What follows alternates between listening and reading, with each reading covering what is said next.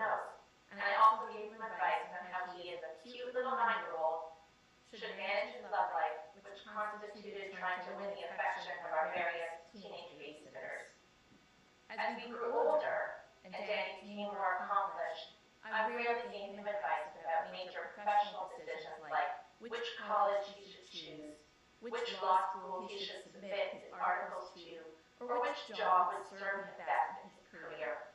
He had a wonderful community of mentors and advisors, as well as an enormous number of friends and colleagues from every corner of his life with whom he could share and test his ideas. Instead, with me, he spent hours on the phone, focused on family and relationships. How could he express his love to a girlfriend? How could he manage a disagreement that he was having? What techniques did I use when dealing with our kids' terrible twos? And how could he deal with the devastation resulting from his divorce? I listened patiently, I gave advice, we shared our experiences, and in every conversation we strengthened our relationship. We had an everlasting bond, shared values, customs, and history that started in childhood and continued into our adult lives. These were the things that connected us as brother and sister, and these are the things that I'm left without. I no longer have Danny around to share with him the accomplishments of each of our children, and the happiness and feelings of pride they bring, nor to give updates about our cousins living in distant parts of the world, nor to share the burden and responsibility of aging parents. I bear that alone. I am sad. I am lonely. I am angry that Danny was taken from me. He will not be there when we have the next family celebration, or joint trip to Disney World, or when we gather around the table for a holiday meal with our parents, cousins, aunts, and uncles, as we do every year. And he will not be there with me to decide on medical treatments or care for our parent, nor sit with me in grief one day. Instead, the order of our world has been cruelly reversed, and my parents, and I, Joey, yes, our children and our friends, and Danny's own son sit in grief over his death. Danny and I also shared very basic elements, our genes. As we were growing up, people would look at us and ask who we looked like. I have brown hair and brown eyes like my father. Danny, on the other hand, when he was a child, had this rich blonde hair and bright blue eyes, just like my mother. And yet, when family, friends, and relatives would look at us, they would insist that we looked alike, easily recognizable as brother and sister. Perhaps it was the nose, or the profile, or the shape of the forehead. I really couldn't specify, but the genes were there, and the connection was unmistakable. Danny was quite confident in his abilities and his opinions, but he also had this little twinkle of mischief in those blue eyes, sometimes accompanied by this embarrassed little smile that acknowledged he was about to say something that might get him into some minor trouble. And what is so crazy about this image is that it often appears now in my everyday life. My son, now 18 years old, is dark in complexion with deep brown eyes, no blonde or blue-eyed genes in sight. But he has that mischievous twinkle in his eye, that same little smile, and above all, this overriding confidence that is so strikingly similar to Danny, it is shocking. My husband and I were recently caught by surprise of that unexpected connection. When my son came home one day and said something like, "Don't worry, Mom. I know I haven't studied much, but I'm ready for that test. I'm good." And then he smiled that little smile, acknowledging that he could get a scolding. But that confidence was there, and I could swear that was Danny speaking to me in that very moment. So when I think of Danny's kids, in particular his younger son, and the last time that I saw him in person, he was 5 years old, but he was the spitting image of Danny at that age. The physical likeness was uncanny, and the energy and the spirit were also so similar. But it makes me wonder, how will his two sons grow up? Will they have that same mischievousness and that overbrimming confidence as Danny, my son? Are those inherited traits? Are they going to show up in Danny's boys? Or are his sons going to have missed out because their father is not here to instill those characteristics in them? And if they do show up, who's going to tell those boys that it came confidence, his respect for intelligence and scholarship, his deep connection to friends, his love of family, his love of life. They will have missed out on having their father be an integral part of their lives, and they will never benefit from all the things he could have taught and shared with them.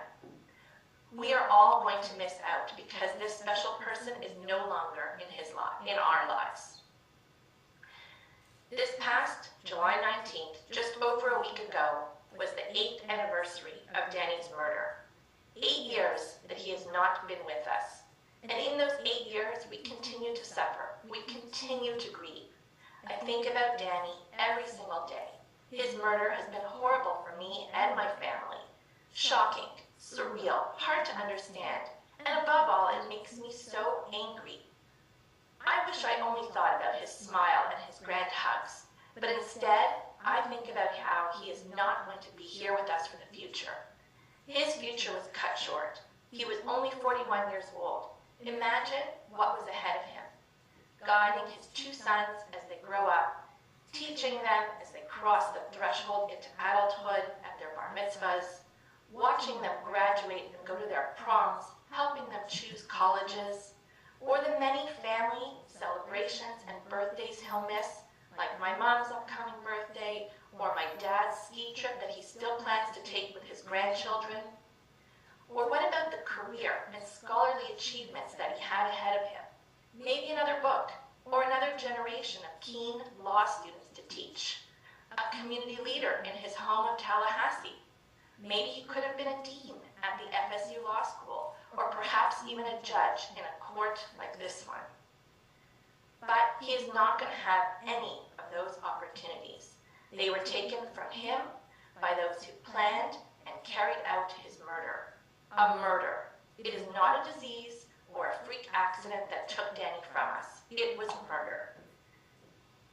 Justice means assuring that those who are responsible for the crime are convicted and receive the strongest possible sentence. Our system of justice, our values of right and wrong, and even Danny's own writing about restitution demand that the world be placed into proper order. And that, Judge Wheeler, is what I respectfully request in this case. Thank you. Thank you, Ms. Markel. Thank you very much. Judge, the state is requesting that Your Honor today impose the mandatory life sentence on count 1, followed by 2 consecutive 30-year sentences on counts 2 and 3. I did prepare a score sheet. I know you mentioned having one. Would you like me to approach with a copy? I have it in hand. Okay. Thank you. Nothing further from the state, Your Honor. All right, thank you.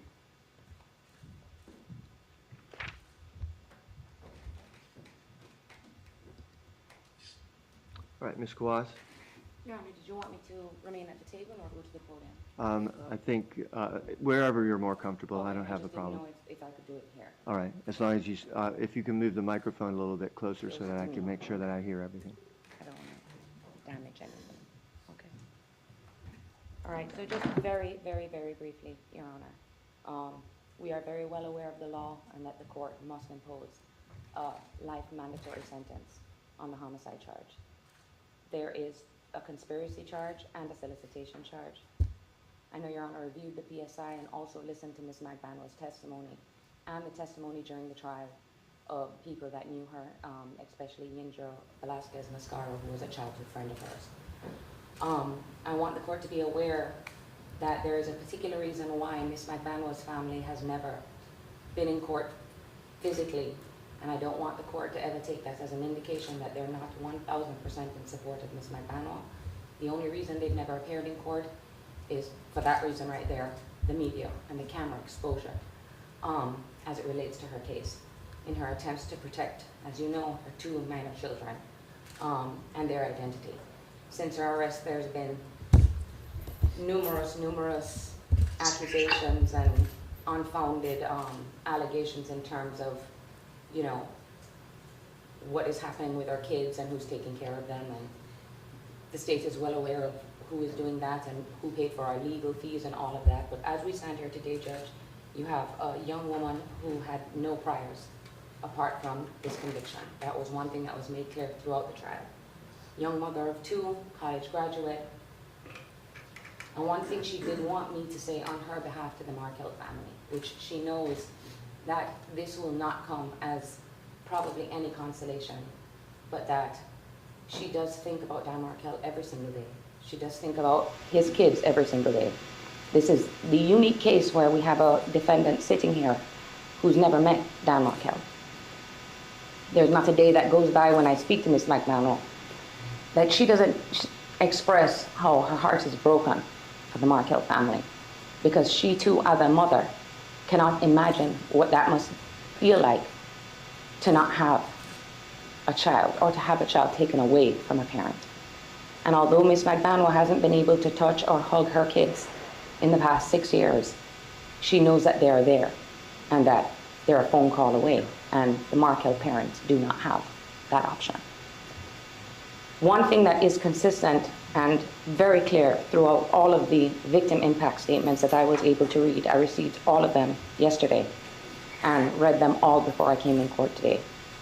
I will be giving all of the copies to Ms. Magbanua. One thing that is very clear, and it's always been clear from the inception of this case, is what a wonderful person Dan Markel was. A wonderful father, a wonderful son, a wonderful brother, a wonderful member of the legal community to which everyone in this courtroom, or most of us, are members of. The other thing that is a resounding theme throughout everyone's letters is the continued anguish that the Markel family goes through because they have had zero access to their grandchildren. That is one thing that Ms. Magbanua can actually maybe begin to understand that pain as she, from a distance, watches and hears about how her children are being raised and how they are growing up without her being there.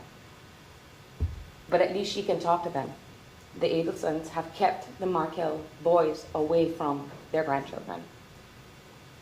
In particular, I became aware that the testimony that was provided by Wendy Adelson in terms of her efforts to try to reunify the children with their grandparents were all false. And that as soon as the trial was over, all communications or attempts to have them be in their lives have ceased. One thing that I can say that Ms. Magbanua hopes and prays for, and that she does know, is that justice is still ongoing and has not been reached in this case. And that she wants each and every person that had a hand in this and knows something about it to be brought to justice. I would ask Your Honor, Judge, if you could please impose the bottom of the guidelines on count 1 and count 2. I don't know which counts they are, but the conspiracy count and the solicitation count, and have them run concurrent to the life sentence. I know it seems like it won't do anything, but I would ask, in light of the fact that Ms. Magbanua is, per the allegations, a principal in the case, has no priors. I went over the score sheet. I'm not in objection, and I would ask that the court would impose on those 2 counts to run concurrently with the life sentence the bottom of the guidelines as calculated by the state, which is 172.5 months at the bottom of the guidelines on those 2 counts. That's it from Ms. Magbanua, Judge. And I appreciate the time, and she also wanted me to thank the court. She didn't get an opportunity to do that at the end of the trial. Thank you, Your Honor. All right, thank you, Ms. Kawas. Okay, I did have the score sheet here that I mentioned before, and the lowest permissible sentence on the counts 2 and 3 would be 172.50 months on those, and then the statutory maximum, as we've mentioned, is 30 years. Ms. Kappelman, would you mind going up, and can you move that podium, because I can't see you behind that at this point. So if you can move it one way or the other so that I can see you sitting at the table. Great, thank you very much. All right, also, Madam Clerk or Ms. Kappelman, do we know what the credit for time served is at this point? I have that, yes, sir. I have 2,119 days.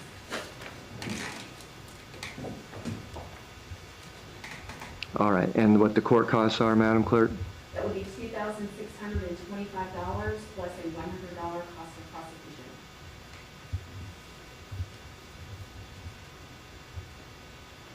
Okay, and the state's asking that all sentences run consecutive, is that correct? Yes, Your Honor.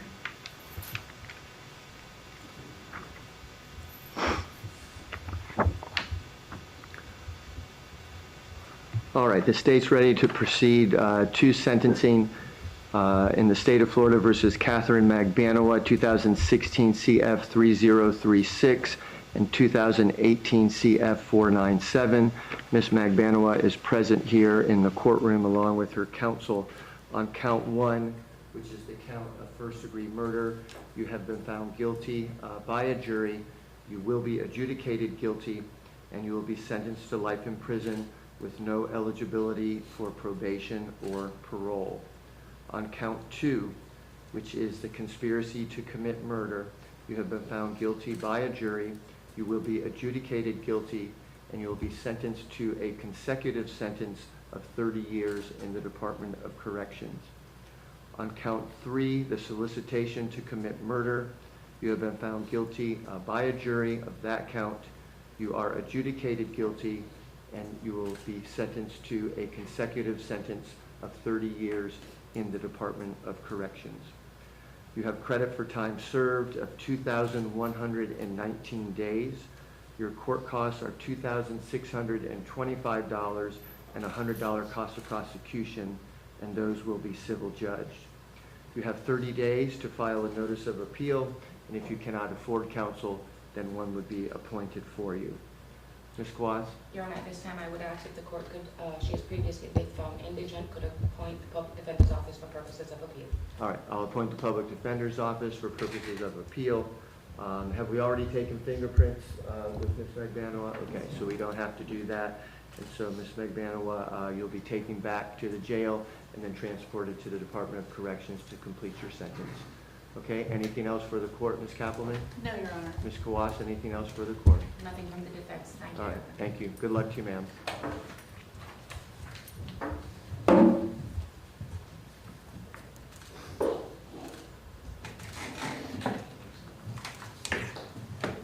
All right, Zoom people, I'm signing off.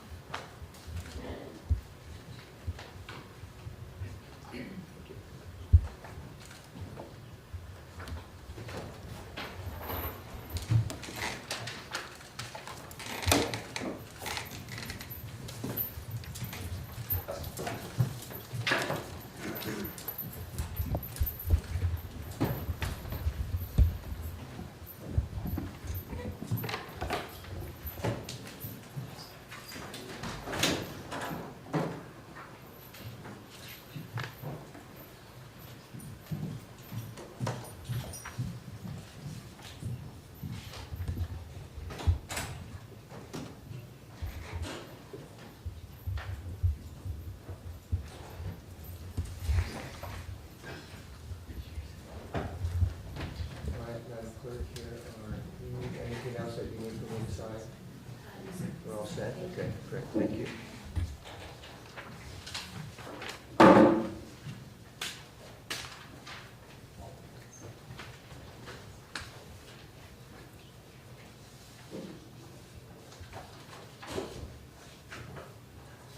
All right, Ms. Kappelman, while we're doing some logistical issues here, I'm going to have another resentencing in between the two cases. So we'll see if they are available along with their attorneys. Mr. McNamara and Mr. Alvarez, and your clients, please. Go ahead, Mr. McNamara. Morning, Judge. If I could just step outside real quick, I had this at 10 o'clock on my... Okay, and we can take a break, that's fine. But Mr. Alvarez, is your client here? Yes, sir. Okay, we can go ahead and proceed with that one. I think the issues are different in the two, so I think that's fine. Okay, and that will take a little bit more time, I think, anyways, and then when your client arrives, we'll go ahead and handle that. Yes, sir. She just got here. Okay, great, thank you. All right, good morning, Mr. Alvarez. Good morning. You know, grab my mouse. Okay.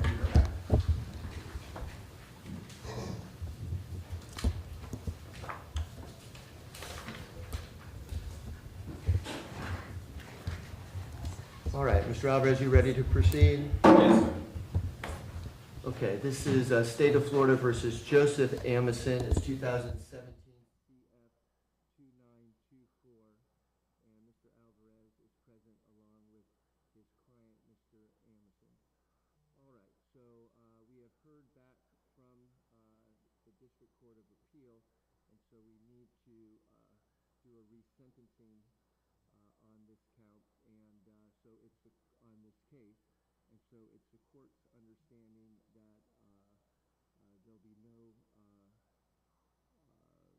adjudication of guilt on counts 2 and 3, which was the grand theft, 2 grand theft counts, and then also, and then counts 4 and 5 will remain, and count 1, the RICO count, is also then reversed. So only counts 4 and 5 remain, is my understanding. Is that correct, Mr. Alvarez? Yes, sir. Okay. And, all right, thank you. All right, good morning, Ms. Hassler. You guys have had an opportunity to review this portion, you have no objection. Okay, thank you. All right, I don't know who's this is.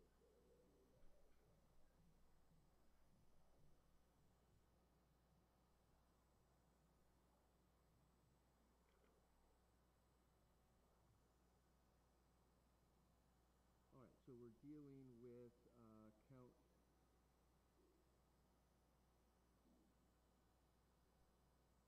4, which is the organized scheme to defraud, which is a second-degree felony, has a maximum punishment of 15 years, and then the count 5, which is the failure to apply charitable contributions, which is a third-degree felony, has a maximum punishment of 5 years. Okay, now, Mr. Amison has served some time already. I did a previous sentencing. He's on probation at this time. And so let me ask the state what they're seeking for in regards to a sentence. First of all, are we calling any witnesses today? Are we proceeding right to sentencing? No, sir. We're going to ask the court to take judicial notice of the sentencing you'll notice previously. All right, I will do that. And okay.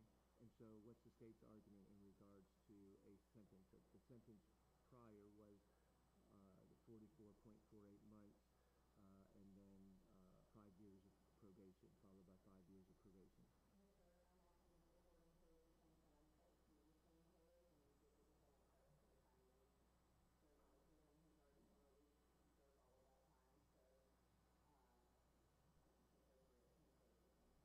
All right, so this, what you're asking for then on the second-degree felony, that could be the 44.48 months followed by the 5 years of probation, and then on count 5, it would be a concurrent 5 years probation. All right, Mr. Alvarez, what are you requesting? Judge, the judgment and sentence reflects the organized scheme to defraud is a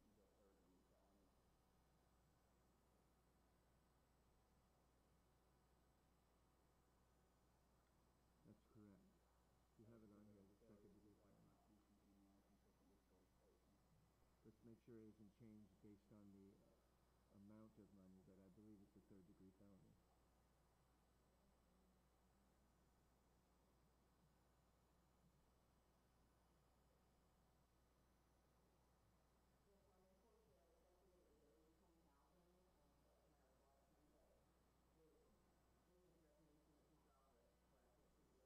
All right, so I'll put it as a third-degree felony on the score sheet, and it's not going to change the score. The lowest permissible sentence is 0 anyway.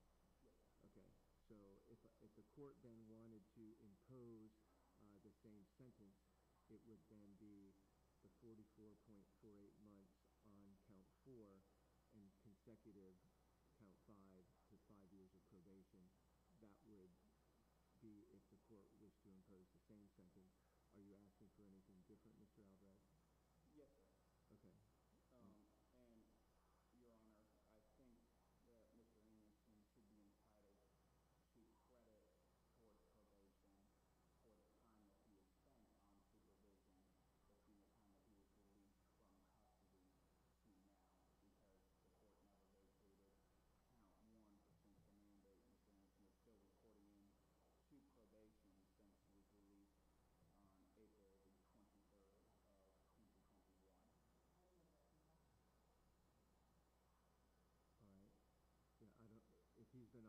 checking and reporting, I don't have any problem with that. So he's been on probation since April 23rd, 2021. Yes, sir. Okay. And then what are you asking for in terms of the sentence?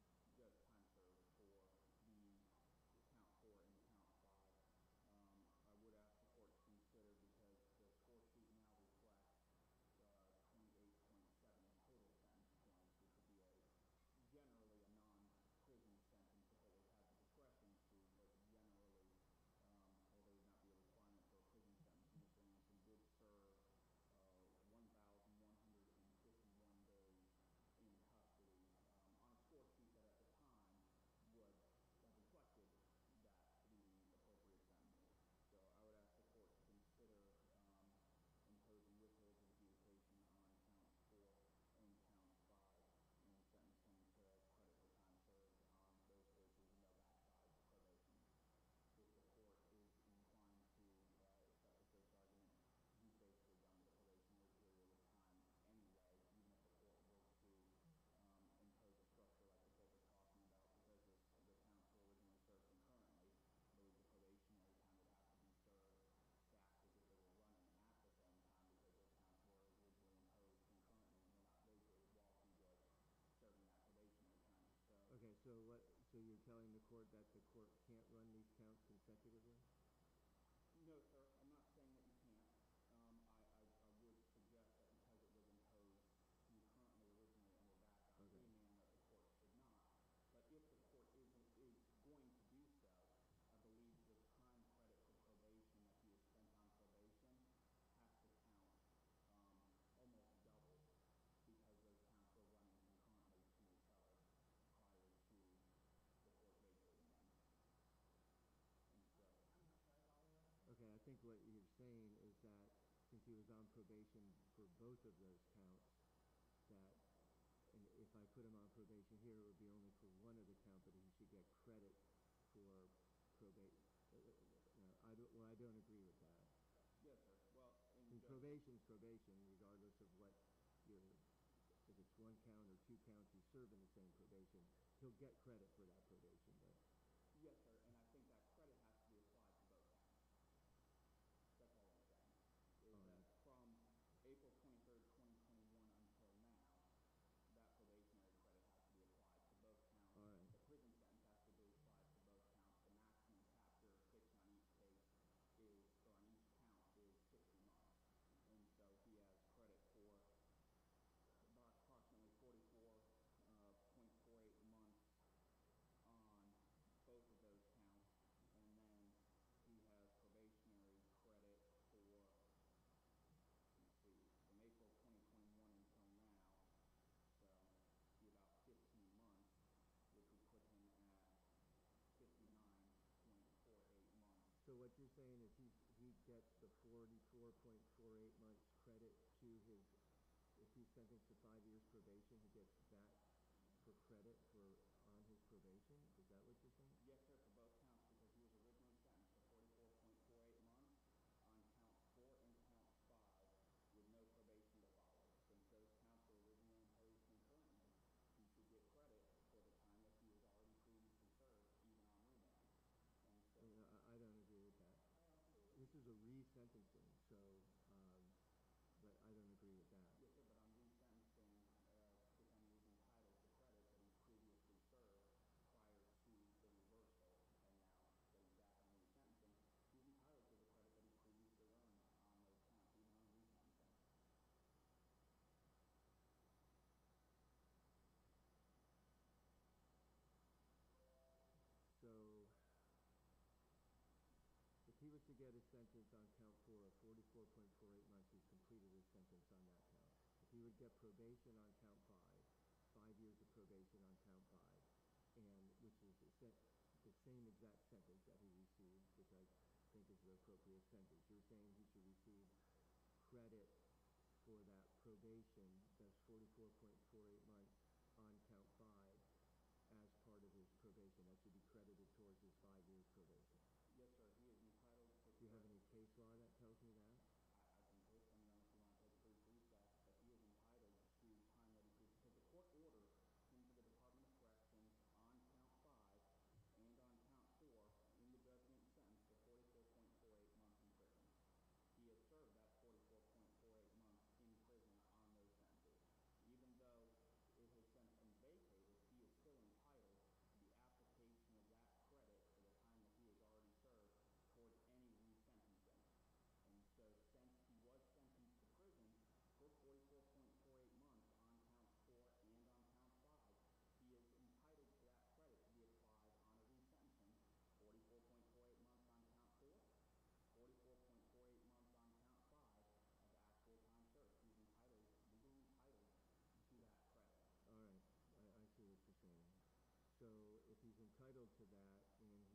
credit from April 23rd, does that amount to over 5 years? No, sir, it would put him right at 59 point something months, so you're right there hitting the feeling, effectively so. All right. That's what I'm going to do. That's what I'm going to do. All right. Okay. So, Mr. Amerson, would you like to make any statement to the court? All right. Thank you. Okay. So, for sentencing purposes in case 2017 CF 2924B, you will be adjudicated guilty of count 4, organized scheme to defraud, which is a third-degree felony, and count 5, failure to apply charitable contributions, a third-degree felony. They both have a maximum punishment of 5 years. On count 4, I will sentence you to 44.48 months in the Department of Corrections, and you have credit for 44.48 months already served, so you've completed your sentence in that case. In count 5, I will sentence you to 5 years consecutively to 5 years of probation, and on that count, you have credit of 44.48 months towards that 5 years of probation, and also you have credit from April 23rd until today. I don't know how many days that is. Mr. Alvarez, could you figure that out? Yes, sir.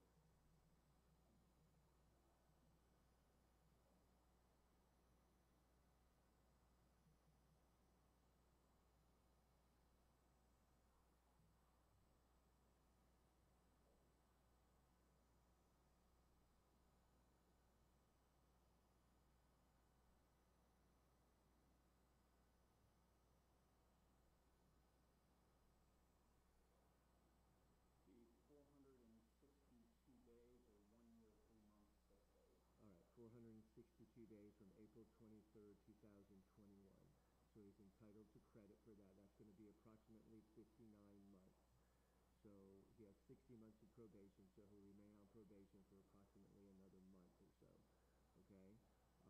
As a condition of the probation, Mr. Amerson is still required to repay the restitution. Now that's another issue. And so in regards to the restitution, what does the state, I've gone back and done my computations on that, but what's the state asserting at this point? There's restitution to the families, and there's restitution to Ms. Vu. Yes, sir. So I don't think that the appellate court reversed anything about the award of restitution to Ms. Vu. Is that the main? I agree with that. Do you agree with that? In regards to Ms. Vu's restitution, they did not touch that. From a technical standpoint, I believe they ordered for a new restitution hearing. I am not contesting the court's initial award of restitution to Ms. Vu. Okay. So that's what this is at this point. This is the restitution hearing. Yes. Okay. And so it's $14,370 of restitution to Ms. Vu. And Ms. Hassler, in regards to the families, do you have a number for that? So, Your Honor, I think that essentially the appellate court has already resolved this issue. They did the calculation in the appellate opinion and specifically, deducted the amount that was deposited at the last second that previously appeared within the defendant's parents' account, and so they, I think, already resolved this issue. I don't see that it's much of an issue. Well, I'm asking that the court impose what the appellate court found, which is the $6,747.75, which is the number that the appellate court came in with. all right. But didn't they find that there had been a payment to that? That there had been... Yes, sir. So initially, Your Honor awarded $11,942.77. Right. And the appellate court broke that out and noted that the shortfall of $6,747.75, and then the later deposit was done with $5,195.02. We gave them that credit for the $5,195.02, but the appellate court seemed to be concerned about that leaving the remaining shortfall of $6,747.75, which the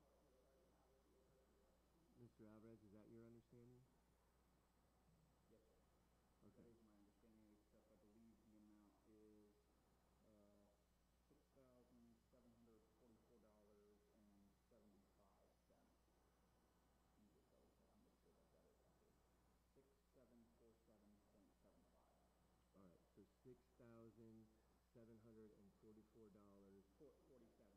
$47.75 to the families. Yes, sir. All right, and so that's the restitution, that's ordered, that's, I won't put on any payment plan because we're at a limited amount of probation time here, and so that will be the restitution that is awarded. $14,370 to Ms. Vu and $6,747.75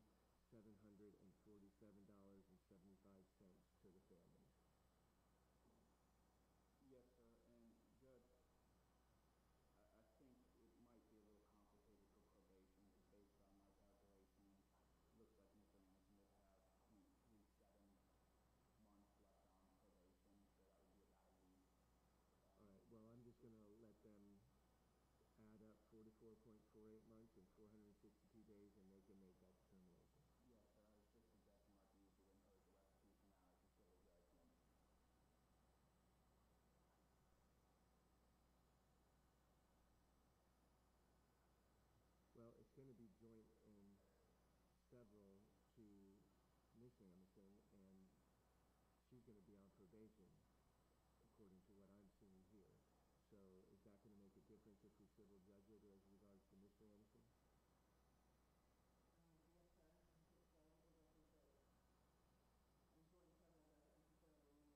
joint and several doesn't necessarily limit it 50-50, right? And so he cannot make, okay, and it says in private bargain, no public civil litigation or civil judgment, but it doesn't say that.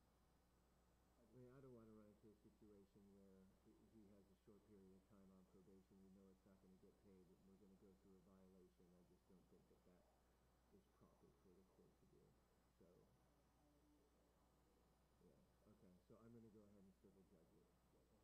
All right, I don't think that's right in these circumstances. He served his time, and you're still responsible for it, Mr. Anderson, but just in a civil context, not here in the criminal court. Okay, I'm not going to put him in a position to violate his probation.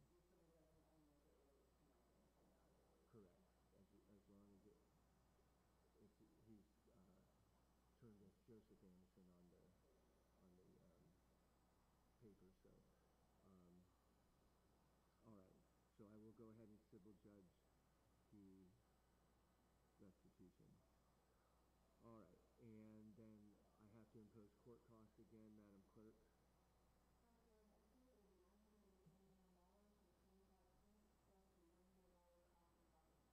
$971.25 and $100 cost of prosecution. I'll go ahead and civil judge that also. Judge, we can put that on a payment plan. All right, I'll put it on a payment plan. Yes, sir. And so I won't civil judge that, Mr. Anderson. You can contact the clerk's office and you can get that paid through a payment plan, okay? You do have 30 days to appeal. If you cannot afford an attorney, then one will be appointed for you. Mr. Alvarez. One more now, just from I think the standpoint, I'd ask the court to direct the probation division to apply. So there's been payments made towards the restitution amount already previously. Okay. A handful of thousands of dollars and stuff. I'd ask the court to make some direction to the Department of Revenue to apply previously made restitution payments to this new ordered amount. All right. So, Madam Clerk, any previously made restitution payments will be applied to this new order of restitution. Thank you. Okay, thank you. All right, Mr. Alvarez, anything else in regards to your client? No, sir. Thank you. All right, okay. So we've concluded your sentencing hearing, Mr. Anderson. Good luck to you, sir. Yes.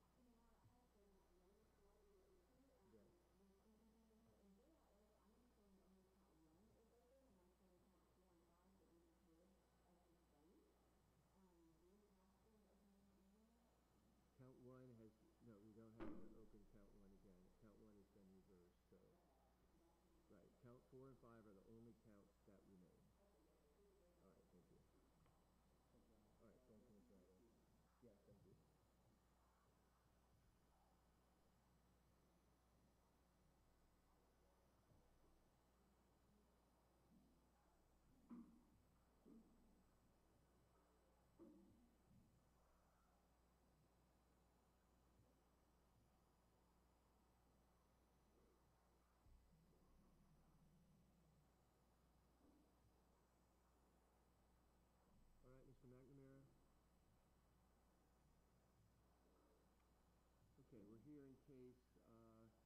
State of Florida versus Jennifer Amundson, 2017 CF 2924A. And Ms. Amundson is present along with her counsel, Mr. McNamara. Mr. McNamara, just for the record, I know that you represented Ms. Amundson in a private context back at the trial, and I've appointed the Public Defender's Office, and you are with the Public Defender's Office now, so you're representing her in that capacity today. Yes, sir. She was a privately retained client, and now I'm the general counsel of the Public Defender's Office. I cannot represent her in my private capacity, so didn't have any discussions with her or engage in any sort of representation until after the court's appointment yesterday. All right, thank you. Okay, so we're here also on the resentencing for Ms. Amundson, and the court, not a resentencing, it's only in regards to restitution. But the court has reversed in regards to count 3, so she won't be found guilty on count 3, and they've reversed in regards to count 2. So she will not be adjudicated guilty on count 2. She will remain adjudicated guilty on counts 1, 4, 5, and 6. Count 1 was the racketeering, count 4 was the organized scheme to defraud, count 5 was the failure to apply contributions, and count 6 was the grand theft. And then the court found harmless error in regards to the sentencing. Mr. McNamara, that's your understanding? I think the court found with regard to sentencing that the court would have imposed the same sentence if she was to be sentenced on the counts that were not vacated. I do agree that counts 2 and 3 were the only ones that were vacated, and that the court's sentence stands as to the rest of the counts, and that the only matter that we're here for is the court remanded this for a new hearing on restitution. Okay, that is correct. And so she served her time in regards to any Department of Corrections time, and then she's serving her 5 years of probation at this point, correct? Correct. Okay. And so we're here for a new restitution hearing. We just had the same issues in regards to Mr. Amundson. So, Ms. Hassler, the restitution to the families would be $6,747.75, and to Ms. Vu, the $14,370, correct?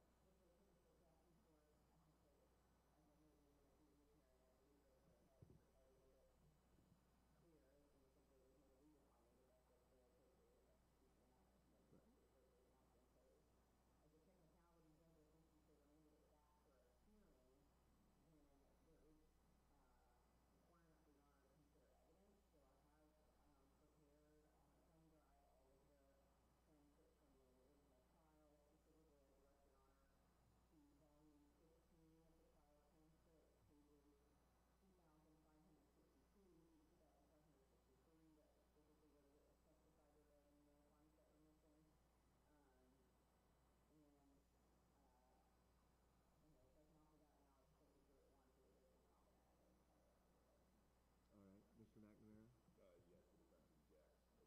new restitution hearing. I disagree with what Ms. Hassler says the First District Court of Appeal did. They did not send it back down with orders to enter these numbers of these amounts. Your Honor is very familiar with what the First District can do. Sometimes they'll say, it's reversed and remanded to enter this specific order that we're giving you. Sometimes they say it's reversed and remanded for a new hearing.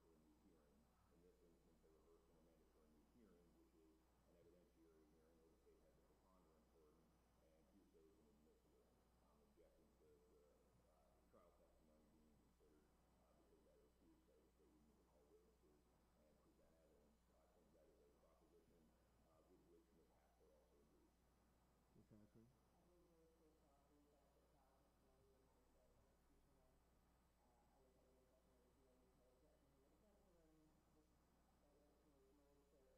All right, so we're going to have to reset this for an evidentiary hearing.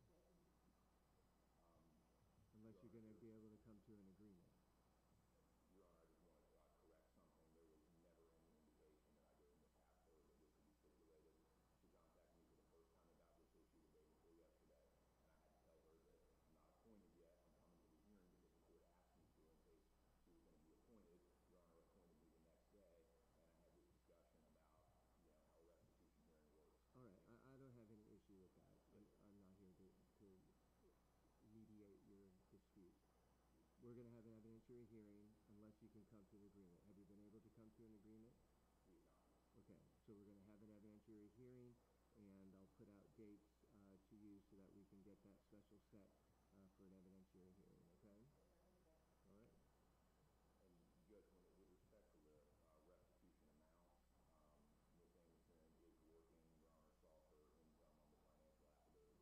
She is concerned that based on her living by herself, having to pay rent, having to pay for food, given her income right now, that she's going to have a tough time meeting the minimum monthly requirement that the court imposed on her and Mr. Anderson of $500. So is that something that we could address today? I know that No, it's going to be the same $500 that was required before, unless you all come to an agreement, and we can have some agreement, and I can do a restitution amount here, then I'll be happy to take that under consideration if I'm going to be redoing the whole thing. But at this point, everything's going to remain status quo if we're going to a evidentiary hearing. I don't know when that can be, because you both know I've got a different docket now, so I'm going to try to get it on as soon as possible. If we could come to an agreement here, then certainly I'd take that into consideration. But if we're not, then I'm not going to change anything. It's going to be the same thing that I ordered before, be $500 a month, or else you'll be in violation of her probation. All right? My assistant will be contacting you for dates to get this evidentiary hearing set, hopefully by the end of the year. Yes, sir. There's only one slight difference. If the restitution is joint and several at a restitution hearing, then I believe we'll go to that restitution hearing. We'll have notifications on both of those then as well, since the restitution is ordered joint and several, so not. Well, but I've already civil judged that, and they agreed to that. I mean, we had an agreement from his counsel and from Mr. Anderson as to the amount, and so we don't have the same issue that we have here. Okay. All right.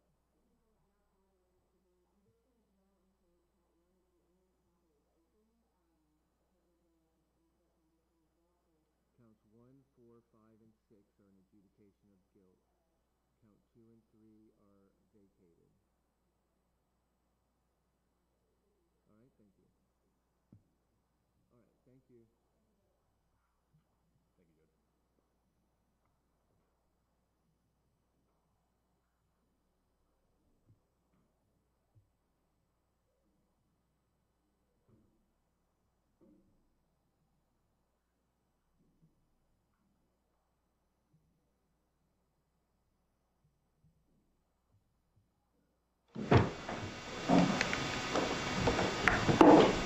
All right, we can bring Mr. Anderson in. I mean, Mr. Adelson in. Yes, yeah, I'm just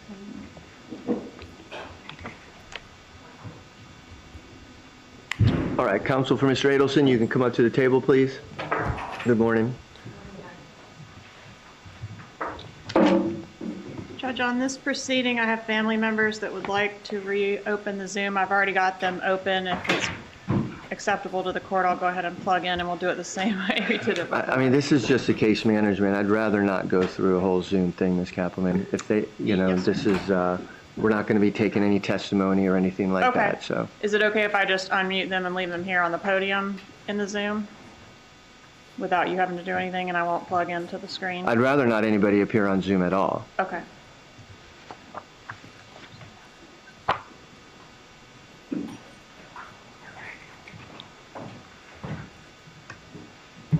All right, we're here this morning now on the State of Florida versus Charles Adelson, 2016 CF 3036, and we have Ms. Kappelman for the state, and you're Mr. Roshbaum? Yes, Your Honor. Nice to meet you. All right, nice to meet you too. With me is Kate Myers, also at my firm, who filed a notice of appearance this morning. All right, good morning, Ms. Myers.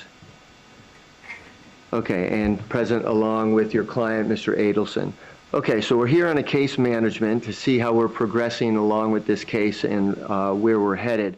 Mr. Roshbaum, I did receive yesterday, late yesterday, a motion for pretrial release and a request for Arthur hearing. So we're going to get some dates together for that and hopefully get that on the docket and scheduled promptly. Ms. Kappelman, I know that you've been through this somewhat before. Time-wise, in regards to an Arthur hearing, what do you anticipate that the court's going to need for that? I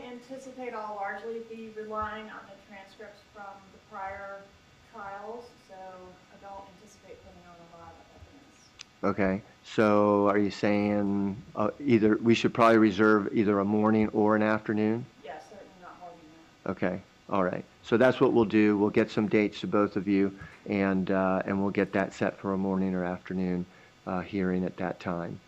Okay? And we'll get that out promptly, and hopefully we can get that hearing done within the next 30 to 60 days. Okay, that's what I anticipate. All right, so we're moving forward with discovery. Ms. Kappelman, has everything been provided to the defense? Judge, the defense has, in the last couple days, sent me an email of some items that they either can't find in their discovery or think that they might be missing, so I'm working on getting them those, but largely, yes, they've got, I attempted to give them everything I had, so we're just in the process of fine tuning what they've got and what they still need, and whether that needs to be provided or whether I just need to show them where to click to get there. Okay. Mr. Rashbaum, any issues that we need to address in regards to discovery? No issues so far, Your Honor. Okay. All right. So we're working towards that. And so what I would like to do, and I know that you're going to receive a lot of names and a lot of witnesses and a lot of documents, and I recognize that it's going to take you some time to go through everything and to talk to people and take whatever depositions that you need. What I would like to do is try to do that as quickly and as efficiently as you can. I think what I am thinking is that probably the next case management we would have would be in January, and see where we stand at that point. Any discussion about that, Ms. Kappelman? Do you think that that would be good? We meet again in January and then see where we are and see if we're in a position at that point to look at a trial date? Mr. Rashbaum and I had discussed the possibility of trying to go to trial as soon as January, February, or March. So Okay. we were kind of hoping for a case management in November to see where we stand and maybe go ahead and set the trial at that time if your honors. All right, we can do that. Okay. So I'll send out some dates for November or early December, and then we'll see where we are in regards to discovery, any other issues that we need to address, and then we should be able to get it on the trial docket sometime early next year, sometime January to March or so. And Ms. Kappelman, we're again probably looking at reserving 2 weeks for that. I think we're going to go 3 weeks this time, Judge. It felt a little tight on the last trial with the time frame, so I think I'd like to ask for 3 weeks this time. All right. We'll take a look at that, and then we'll have a better idea of what we're facing once we have that case management in November or December. So we'll set some time for that. Okay. It looks like we all know where we're headed. We'll get that Arthur hearing set. We'll have the case management in November or December. We'll look for trial sometime at the beginning of next year. Is there any other issues that we need to discuss? Mr. Rashbaum? Not from the defense, Your Honor. Okay. Ms. Kappelman from the state? No, Your Honor. All right. Okay. Thank you, everyone. We'll be in recess.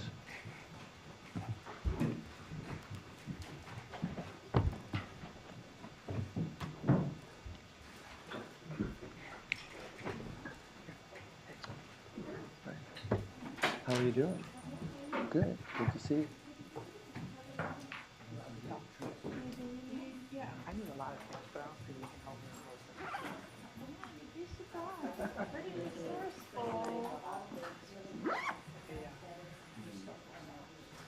Oh, yeah.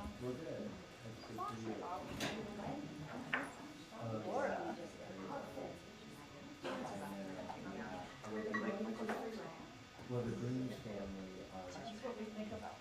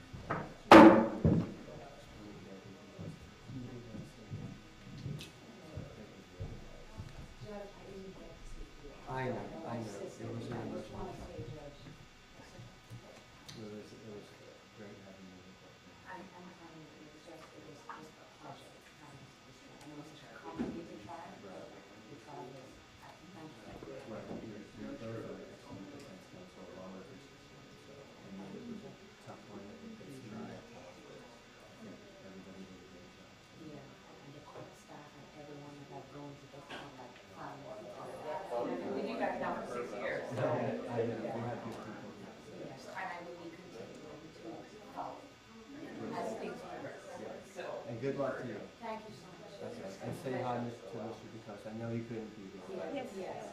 I saw that he was able to take off and. Oh, okay. Yeah, but we kind of knew that, you know, we were gonna be much Yeah. short in there. You know, I've changed, we've gone through docket changes here and everything. So I'm not even out in Gadsden anymore. I don't even have a criminal docket. I just keep it in case I have a family. Jacob. So, It's good that you're keeping. yeah.